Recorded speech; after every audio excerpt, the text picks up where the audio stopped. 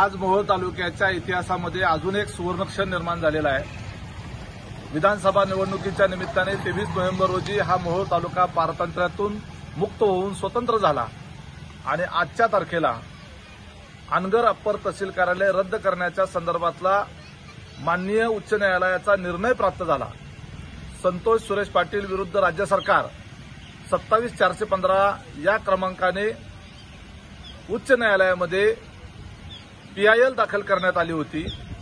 Anagar upper तहसील कार्यालयाच्या विरोधामध्ये मोहोळ तालुक्यातील सरकारी वकिलांनी देखील एक त्या ठिकाणी रिट याचिका दाखल केली होती। त्यातील PIL मधील याचिकेच्या संदर्भामध्ये आताच थोड्या वेळापूर्वी माननीय उच्च न्यायालयाने आदेश दिलेले आहेत आणि त्या आदेशानुसार अनगर अप्पर तहसील कार्यालय निर्मिती करण्याच्या करता राज्य सरकारने जे नोटिफिकेशन काढलं होतं ते नोटिफिकेशन सेट असाइड करणं म्हणजे ते नोटिफिकेशन रद्द करण्याच्या संदर्भामध्ये आदेश केलेले आहेत। अद्याप आदेशाची प्रत प्राप्त झालेली नाही, त्यामुळे आदेशामध्ये सविस्तरपणे काय नमूद केलेलं आहे या संदर्भात प्रत्यक्ष आदेश प्राप्त झाल्यानंतरच आपल्याला सविस्तर बोलता येईल।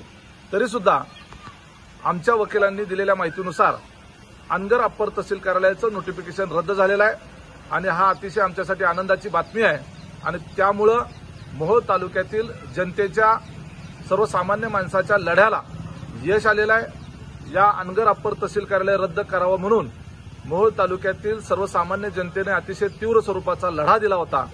या लढ्यामध्ये अनेकांनी उपोषणं केली होती, वेगवेगळ्या पद्धतीची आंदोलनं केली होती, मोर्चे काढले होते, मोहोळ बंद ठेवण्यात आलं होतं। याच्यामध्ये मोहोळ शहरातल्या व्यापाऱ्यांनी, मोहोळ शहरातल्या नागरिकांनी आणि तालुक्यातील सर्वसामान्य जनतेने यामध्ये या आंदोलनामध्ये भरघोस असा पाठिंबा दिला होता। अनगरचे नेते राजन पाटील असतील किंवा तात्कालिक आमदार यशवंत माने असतील यांनी या मोहोळ तालुक्याचे 2 तुकडे करून त्या मोहोळ तालुक्यावर फार मोठा अन्याय केलेला होता आणि त्या अन्यायाच्या विरोधामध्ये प्रचंड मोठ्या प्रमाणावर आवाज सर्वसामान्य जनतेनं त्या ठिकाणी उठवला होता। आमचा आवाज उच्च न्यायालयापर्यंत गेला आणि उच्च न्यायालयापर्यंत आमच्या भावना पोहोचल्या।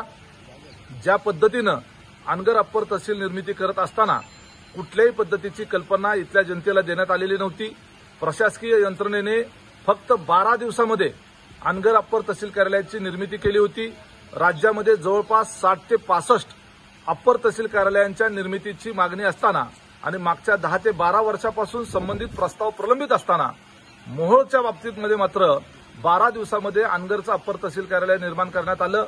निवडणुकीच्या पार्श्वभूमीवर परत सत्ता येते जाते माहीत नाही आणि म्हणून करता अनगरकरांनी स्वतःचं एक स्वतंत्र साम्राज्य निर्माण करण्याच्या करता या मोहोळ तालुक्याचे स्वार्थापोटी 2 तुकडे केले। ज्या अनगर गावाला जायला एकही एसटी नाही, ज्या अनगर गावाला जाण्याची कुणाचीही मानसिकता नाही, कारण नसताना जवळपास 41-42 गावांना त्या अनगर अप्पर तहसील कार्यालयाला जोडून त्या ठिकाणी त्यांच्यावर अन्याय करण्यात आलेला होता। ही अत्यंत संवेदनशील आणि आमच्या मनाशी निगडीत असलेल्या मोहोळ जनतेच्या बाबतीतली ही गोष्ट आहे आणि हा जो निर्णय त्या ठिकाणी झालेला आहे, आदेशाची प्रत लवकरच येईलच, त्याच्यानंतर सविस्तर आम्ही प्रेस कॉन्फरन्स घेऊ। परंतु आता या ठिकाणी हा निर्णय झाल्याबद्दल मी माननीय उच्च न्यायालयाचे आभार मानतो। यामध्ये खासदार धनंजय महाडिक असतील, संतोष अण्णा पाटील असतील, त्याचबरोबर मोहोळ तालुक्यातील सरकारी वकील असतील किंवा मोहोळमधील जे वकील मंडळ असेल, बार काउन्सिल असेल, या सगळ्यांनी मिळून हायकोर्टामध्ये याचिका दाखल केलेल्या होत्या। त्या सर्वांच्या प्रयत्नाला यश आलं। मी त्या सर्वांचा आभार मानतो आणि विशेष करून मोहोळ तालुक्यातल्या सर्वसामान्य जनतेचं मनापासून आभार मानतो आणि सगळ्याचं अभिनंदन देखील करतो। धन्यवाद।